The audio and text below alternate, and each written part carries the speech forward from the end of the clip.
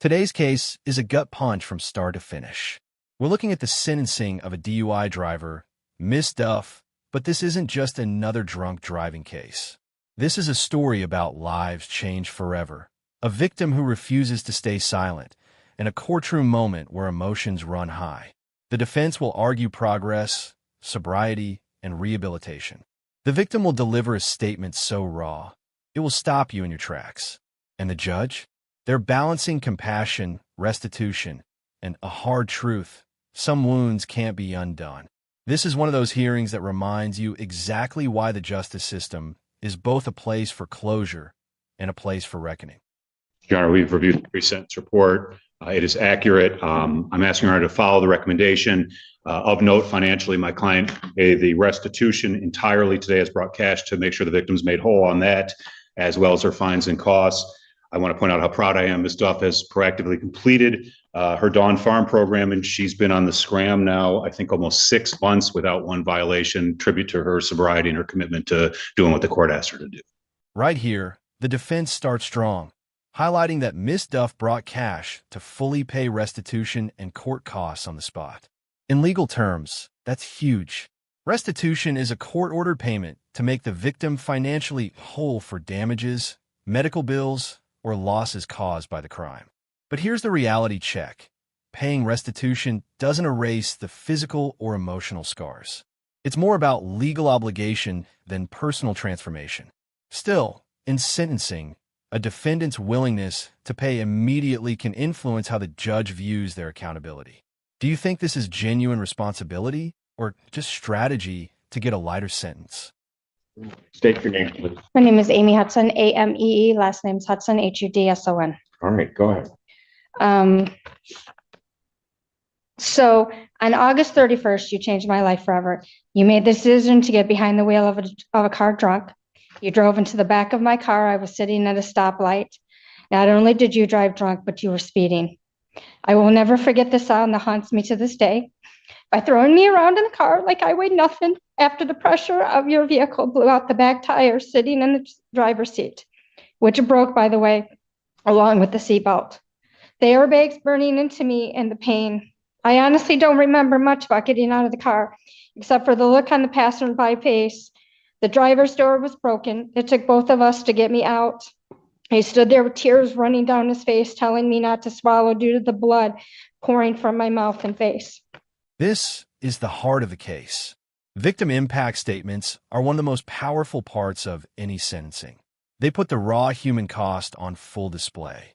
Amy Hudson walks the court through the crash in vivid, painful detail.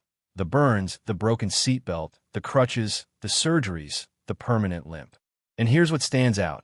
She says she overheard the defendant laughing with officers at the hospital, showing no remorse in that moment. In a courtroom, that kind of statement can weigh heavily. Judges are human too. They feel the emotional weight when a victim paints a clear, lasting picture of harm. The permanent effects from this vehicle accident that I have to live with the rest of my life, just to state a few. I have permanent scars from the burns from the airbags. I will never get to feel what it feels like to put a ring on my wedding finger again. It is damaged to be unfixed. I walk with a limp. I have permanent damage done to the side of my face, to the right side of my face. I have permanent damage done to the left side of my whole body that will never be able to be repaired. After grueling months of physical therapy, which I'm still going through, multiple surgeries, I will never get any of that time back. The only income that came out of this was that I learned one thing about the justice system, and that is that they're not always your friend. The victims are the ones that pay, and the criminals are the ones that are made to look like the heroes. I have fought every single day for my voice to be heard. I have fought every day for the insurance companies, for justice to be served as today, and for you to be sentenced for this. I am asking for the court to give you the highest recommendation can be, including having it be to where anytime you get into a vehicle, you have to blow. I'm also asking for the restitution, which does not even cover half of what I've lost or what I've had to pay for. It's only for what I could find the receipts for of the rental vehicles and for the towing, which is $2,700, I believe $40.21. Thank you. This part might seem small, but it's telling the back and forth over the restitution amount. Amy initially cites $2,700 in costs, but it's clarified as $4,021 owed, with her only claiming what she can prove through receipts. That detail matters. The legal system often requires victims to provide documented proof of expenses. Without it, they can't be compensated. And here's a bigger takeaway. Many victims end up covering costs they can't claim back, simply because the paperwork is missing. It's a reminder that justice, in dollar terms, is often incomplete, and the law can only restore what it can measure. Your Honor, if I may, I'd like to make a direct apology to Ms. Hudson. May May I turn and face her? Okay. I'm so sorry. I'm so sorry. I take full responsibility. And I'm so sorry for the damage that I caused to you and to the hurt that I caused to you. If I could take it back, if I could undo it, I would. I would completely undo it. I will never do anything like this again. I'm sorry. Thank you. I appreciate that. Thank you.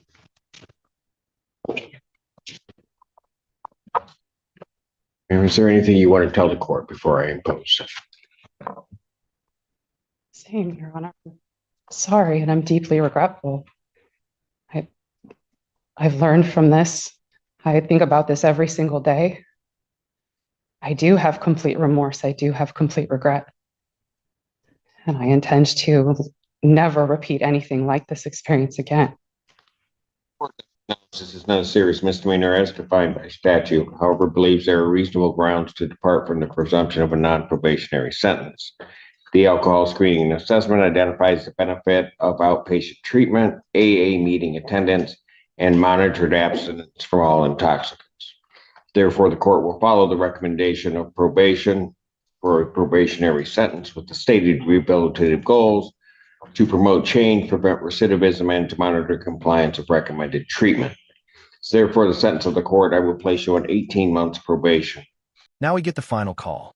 The judge could have gone for jail time, but instead chooses 18 months of probation with strict conditions. No alcohol or drugs, weekly AA meetings, a continued scram tether, outpatient treatment, and full restitution. Legally, this is considered a rehabilitative sentence, aimed at changing behavior rather than simply punishing. The suspended jail time acts as a looming consequence if probation is violated. Some might call this mercy. Others might say it's too light given the lasting damage. So what do you think? Is this justice served or justice softened? What can you pay today? We are prepared to pay that in full today. Pardon? We are prepared to pay in full today, Your Honor. Everything today? Yes, All sir. right. And you do have then the restitution in cash, correct? Yes, sir. We Okay, very good. All right, all of that is payable today.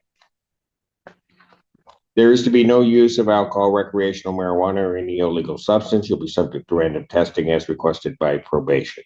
You are to complete the non-farm outpatient program, including all aftercare recommendations with status reports to probation. Yes, Your Honor. You are to attend one AA meeting per week with monthly verification to probation. You're to provide proof of the victim's impact panel attendance to probation that has, to my understanding, been completed. Your Honor.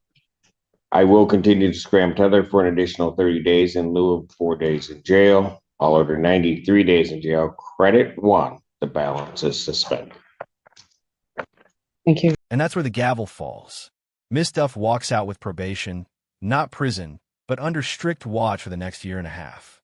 The restitution is paid, the conditions are set, and the victim leaves knowing her voice was heard in open court. This case is a clear example of how the justice system tries to balance rehabilitation with accountability. It's also a reminder, one reckless choice behind the wheel can leave consequences that last a lifetime. If you found this case as gripping as we did, hit that like button, share your thoughts in the comments, and don't forget to subscribe for more jaw-dropping courtroom breakdowns.